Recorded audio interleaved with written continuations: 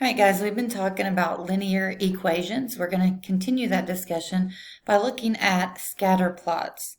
All right, scatter plot shows the relationship between 2 points. And we have different types of relationships. So the different types of relationships are positive.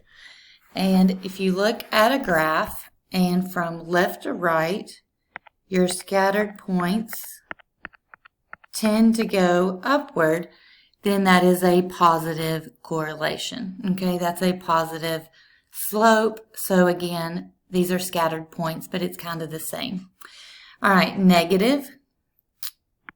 If you look at a graph and you have your scatter plot and your points go in the downward trend, then that means that is a negative correlation or negative slope.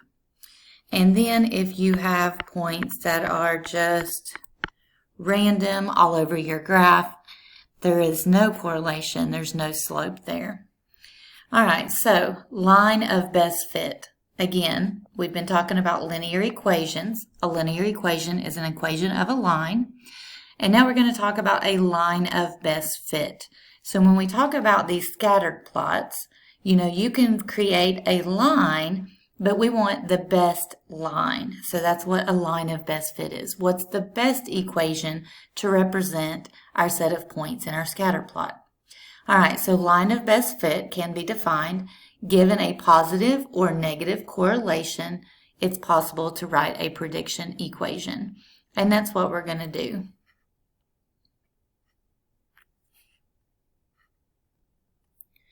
All right, let's look at an example and see if we can figure out which line best represents this scatter plot. So the data in the graph below shows the resting heart rates and ages of a group of 20 people at the gym. Which line best represents the data? Graph each line to justify your answer. All right, so let's look at line A first. All right, from your information from the previous unit, you know that this is your y-intercept and this is your slope. So let's put a point at 80. That's our starting point. And then we have a slope of negative 2/3. Since these go down by 5s, let's multiply these by 5 each. That means this would be 10 and this would be 15. So let's go down 10 over 15. That's another point. Down 10 over 15. Down 10 over 15. And then that gives us points that we can use to draw our line. So let's draw a line here and see. My points move just a little bit.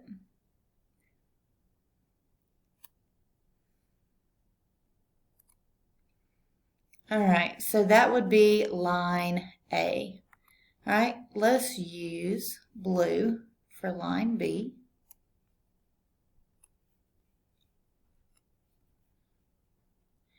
All right, so with line B being blue, we're going to first put our y-intercept at 75. Since this is 70 and this is 80, we know that 75 is in the middle. And then we have a slope of negative 1/3. So again, we can multiply these by 5, and this becomes negative 5 over 15. That just makes it easier to graph. So if I go down 5, 1, 2, 3, that's over 15. And then down 5 over 5, 10, 15. And down 5 over 5, 10, 15. And then I can use these points again to graph a line.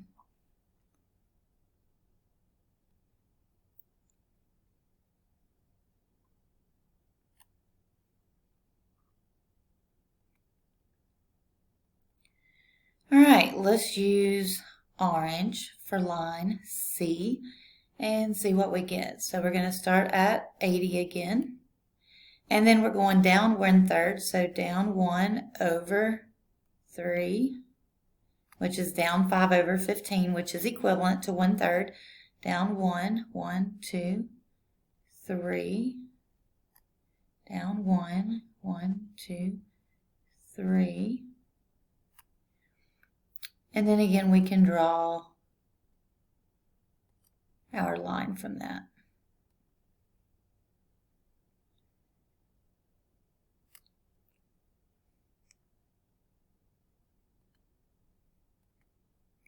All right, we have one more.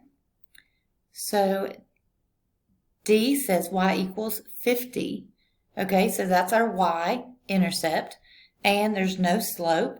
So that means we're just going to have a line that's a horizontal line across from 50. And I would try to draw a line, but I can't draw a straight line, so I'm just going to use the arrow button here. All right. So this would represent line D. All right, so now when we look at these, we can determine which one best represents those set of points. Okay, the red line kind of falls below the majority of the points here. The orange kind of falls above it. The purple is not even close to the points. So the only one, or the best answer here, would be B.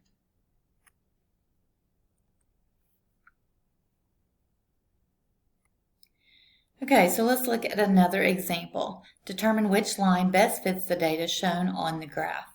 So we can look, and the data is going downhill, or the scatter plot is trending down, which means anyone that has a positive slope, like A and C, we can eliminate because this one has a negative slope. It's going downhill.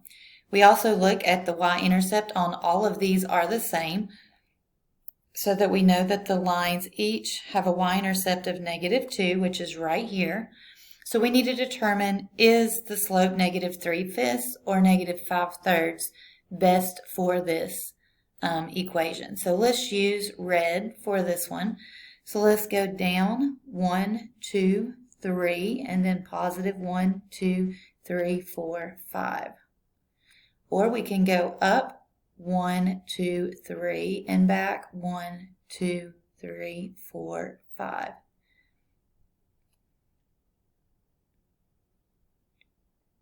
Okay, if you have forgot how to do rise over run, go back and review the information about slope.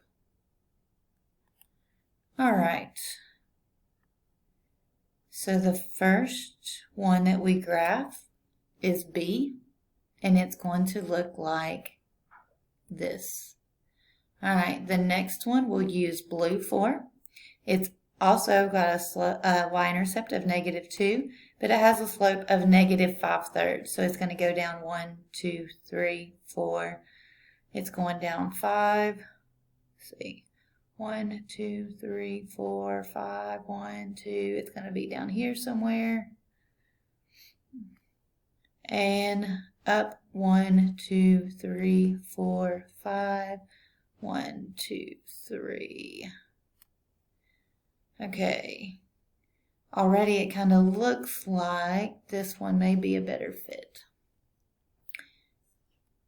because it's going to go through more of the middle part of the points.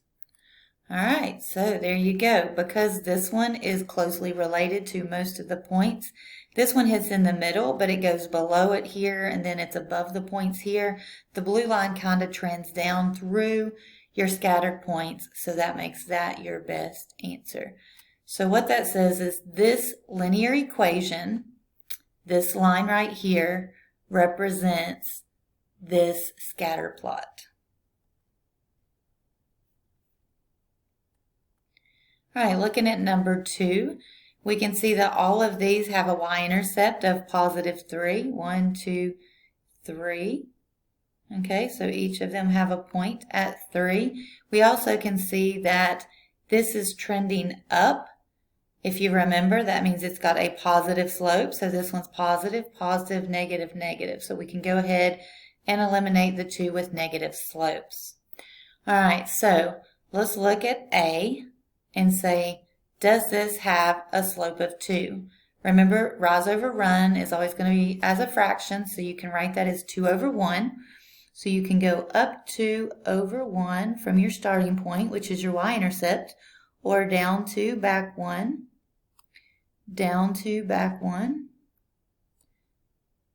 down 2, back 1. This one looks pretty good. It's going to be hard to beat that. All right. Or we could go up 1 over 2 from 3. So if you go up 1 over 2, that puts you outside of here. If you go down 1 back 2, you're outside. down 1, back to again, you're way outside. So very quickly you can see that this one is the best answer here.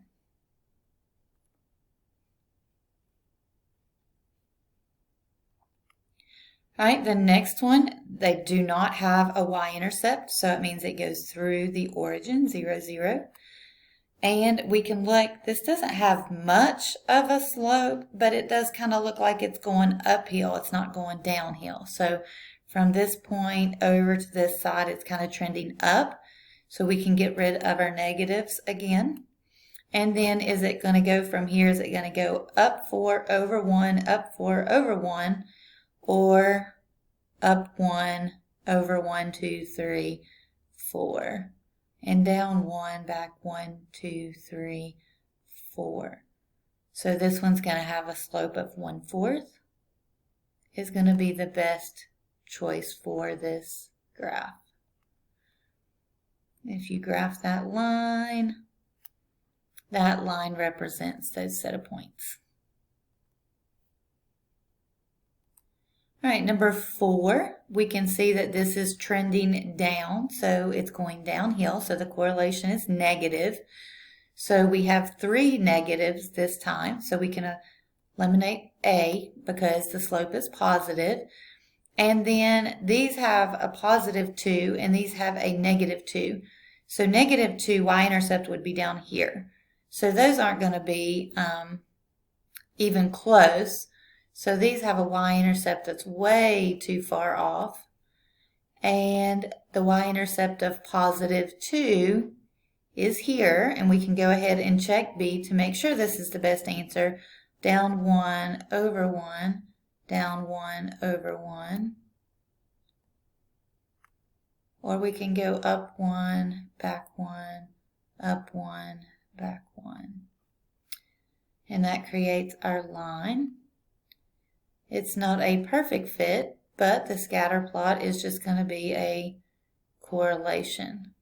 And again, if we check these others, if you start at negative 2 and go down 1 over 1, these are going to be not even close to these set of points. So that means B has to be our best answer here. All right, I'm going to skip to example 6 because these are in standard form and I want to make sure we review and you know how to do this. So for these, you can simply find the x and y intercept by substituting 0. So if you remember, for A, we can have 0 for x. If we plug in 0 for x, then we solve for y, so divide both sides by 3. Negative 12 divided by 3, our y is negative 4. All right, then find the y-intercept by plugging in 0 for y. If I plug in 0 for y, this becomes 0. And then I solve for x, so negative 12 divided by 2 is negative 6. All right, I want you to take a minute and find the x and y intercept for each of the 4 of these, and then we'll graph them. All right, hopefully you took time to pause the video and find your x and y intercepts for each of these. Okay, so again, all you had to do is substitute 0 in for x, and then substitute 0 in for y and solve for the other variable. Okay, again, we've done that in previous lessons. Now graph these to see which one is the best fit. So x is 0, y is 4, negative 4, and then negative 6. You know that's not going to be it because that's going to be a line going this way, so we can cancel that one. Let's look at the purple line here. So 0, negative 4, and 6, 0. 1, 2, 3, 4, 5, 6, 0. So that one's out here. Let's look at the blue line. So we got 0, negative 4.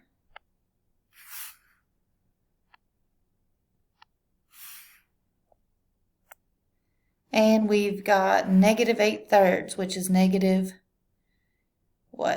almost negative 3. So right in here.